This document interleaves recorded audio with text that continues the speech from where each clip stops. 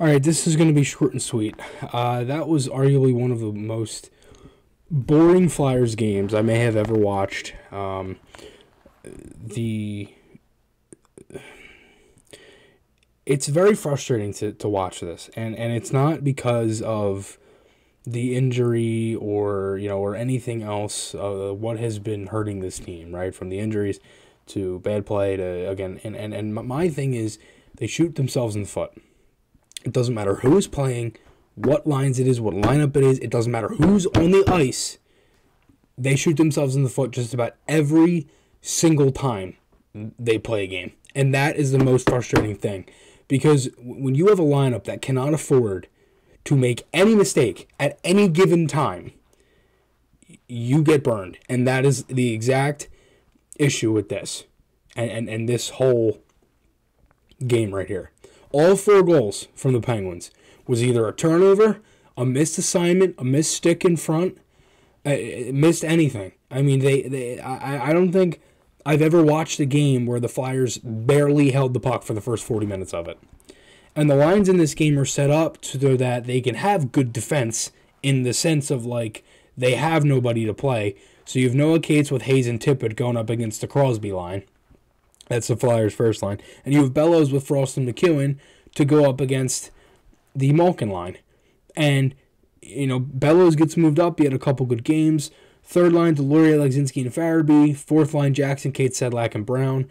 Defense is the same. Provi, D'Angelo, Sanheim, Braun, Seal, Aristo, and Hearts and Net. And he gets taken out of this game because stop the bleeding. I mean, why let him in for this, frustrating way to end this game? And my issue is this. You have the good first 5 minutes of this period.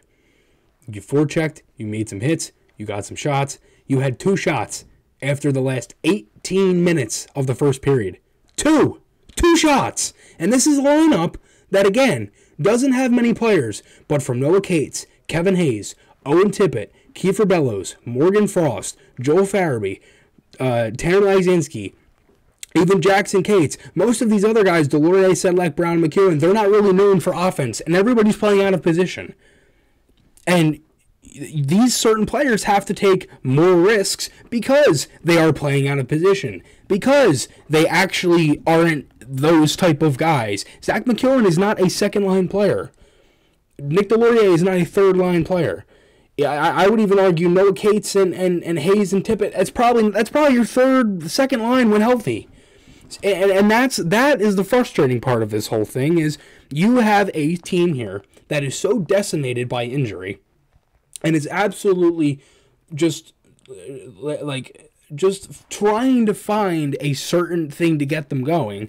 And in the first period, they again, couple of chances, and then that was it. Penguins all over it. And it was a turnover right at the line from Braun, who I particularly haven't really liked at all this season. Scores off of a turnover. And Sealer is left out to dry, and so is Hart because it was a fumbled puck at the line. And anyone who watches the game and knows that if you turn the puck over in between your blue lines, you're going to get screwed. 2-0. Crosby. Hayes, why aren't you picking up a stick? I mean, he's the guy. He is the veteran guy on this team. He's the only guy they have at the moment. He's coming off of a season where he was injured and the passing of his brother and everything else. And I think it's pretty clear that, Torts has kind of called him out a couple times from the benching to putting him at wing, dropping him down to the third line. Now he's back up. And even from the day Torts even became coach of this team, he was like, Hayes, it's going to be pretty big for him. And it's already clear that there's a disconnect between the two of them. Already clear. He doesn't play defense. He doesn't backcheck. I've been very critical of him, and I'm trying to give him the benefit of the doubt because I know he's playing out of position. But at some point, it has to give. And he's a good enough player to where you could pick up a stick there. Crosby sticks right there on the ice, and it's 2-0. He deflects it. There's nothing anybody else can do. And that is part of the reason why this team is struggling. I'm not even going through what the Flyers really did well in this game. 3-0, Paling on a tip. Turnover right at the line from McEwen. And it's little things like this that continue to hurt this team every single game that they play because they just don't do the little things. And again, the last game, the back check on the Milano goal, right? It's things like that. in the, I mean, again, this is just me going off the top of my head. The Columbus game, you have the Hayes turnover in overtime. You have the change on the first goal where they're just left wide open the last time they played in Columbus, the 5-4 overtime loss. And it's over and over and over again. This is just the same thing we have seen, not just this year, not just last year, even the year before that in 2020-21. This has been the same movie played over and over and over again.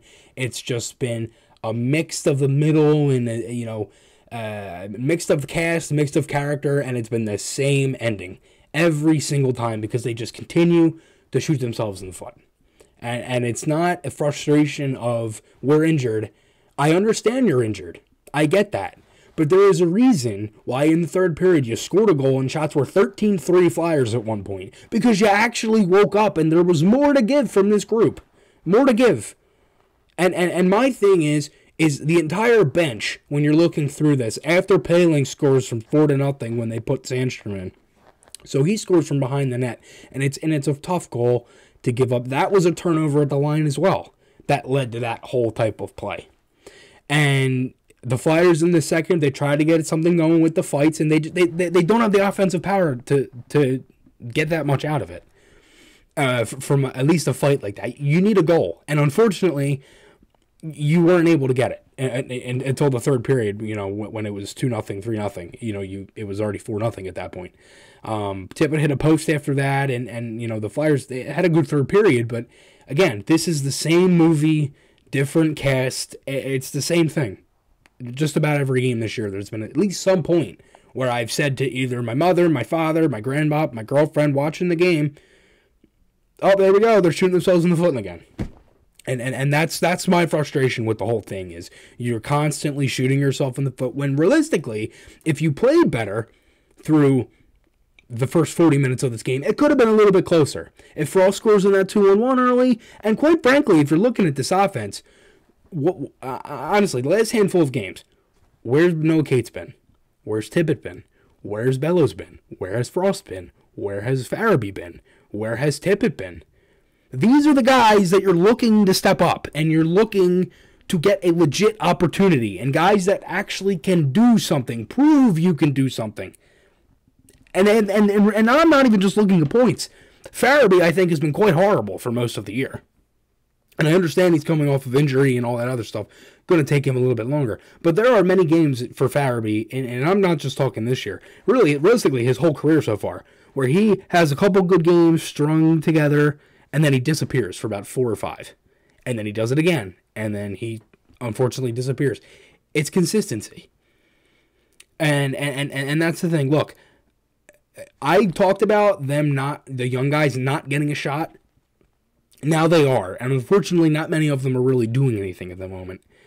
So, look, I mean, it is what it is. I'm frustrated in the sense of, I get it, it's a depleted roster, and you can't just you can't just keep saying it's injury, and you can't just say, well, they could have been better. No, you have to look at this, and you have to take every single ounce of this as you can. This is now 9 in a row. This fan base, and, for me, myself, I don't want to continue to watch this, whatever we're watching now, where we're basically not getting much of an effort through the first 20, 40, maybe even 50, and then by the end of the game, they come back and it's tied. That's the frustrating part here. So that's all I got for today. Let me know your guys' thoughts below. On a cool note, I picked up a reverse retro today. For Black Friday, I picked it up at a Rally House. I didn't get anybody on, I just got blank. Really nice jersey. Personally really do like it. So, podcast this Sunday night with Bill Matz from Broad Street Hockey at 7 o'clock. And, thanks everybody. I'll talk to you all again soon.